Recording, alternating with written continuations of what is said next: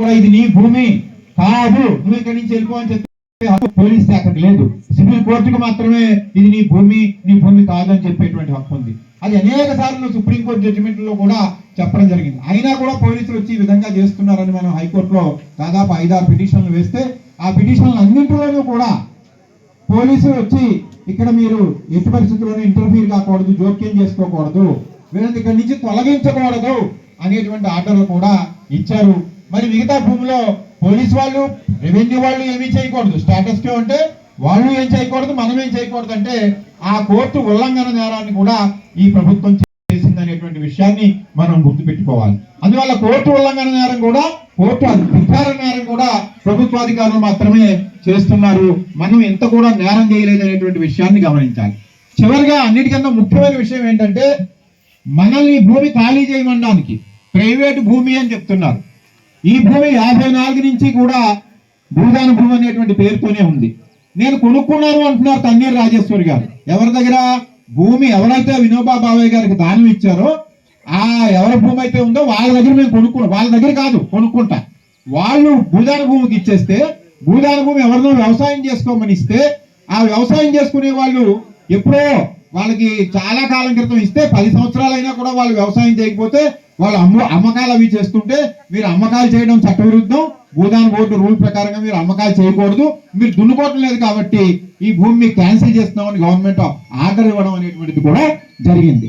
అంతేగా నేను కొనుక్కున్నాను భూదాన భూమి అని ఎవరు వచ్చినా కూడా అది చెల్లదు. వాళ్ళ తరపున ప్రభుత్వం నిలబడితే మొత్తంగా ఇవాళ కాంగ్రెస్ ప్రభుత్వం వాళ్ళు చెప్తున్నారు, కాంగ్రెస్ పార్టీ వాళ్ళు దేశం అంతా తిరుగుతున్నారు. రాహుల్ గాంధీ గారు, మోడీ గారి చాలా నిరంకుశత్వంగా రాష్ట్ర ప్రభుత్వాలని కూడగొట్టేస్తున్నారు, పార్టీలను దెబ్బతీస్తున్నారు, మైనార్టీల హక్కులను గెలుస్తున్నారు, రాజ్యాంగాన్ని తొంగలో తొక్కేస్తున్నారు అని దేశం అంతగా ఈ బీజేపీని ఓడించండి, కాంగ్రెస్ ని గెలిపించండి అని చెప్పేసి రాహుల్ గాంధీ గారు చెప్తున్నారు. మన ముఖ్యమంత్రి కూడా చెప్తున్నారు.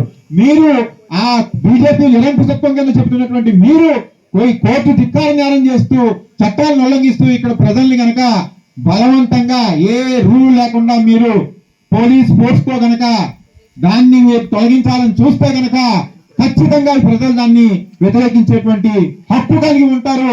ప్రజలు నేరం చేసిన వాళ్ళు ఎవరు, మీరే నేరం చేసిన వాళ్ళు అవుతారు. దాని పర్యవసానాలు కూడా ప్రభుత్వం పాలకులు అనుభవిస్తారనేటువంటి విషయాన్ని మేము ఆ కోర్టులో కాగితాలు చూసి చెప్పడం అనేటువంటి జరిగింది. మనకి రాజ్యాంగం ప్రకారంగా, చట్టం ప్రకారంగా, న్యాయం ప్రకారంగా, ధర్మం ప్రకారంగా, అన్ని ప్రకారంగా ఈ భూముల మీద ఉన్నటువంటి ప్రజలకే హక్కు ఉంది. రియల్ ఎస్టేట్ వ్యాపారస్తులకు కానీ, జిల్లా కలెక్టర్ గారికి కానీ సుప్రీంకోర్టు జడ్జిమెంట్ ఉంది. భూదాన బోర్డు సమస్యలు ఏమన్నా ఉంటే భూదాన బోర్డే పరిష్కరించాలి కానీ మరి రెవెన్యూ వాళ్ళకి అధికారం లేదని సుప్రీంకోర్టు జడ్జిమెంట్ ఉంది. ఇవన్నీ కూడా మనకి ఫేవరబుల్ గా ఉన్నాయి. ఇంకా కూడా పెద్దలంతా కూడా మనకి సహాయం చేస్తారు.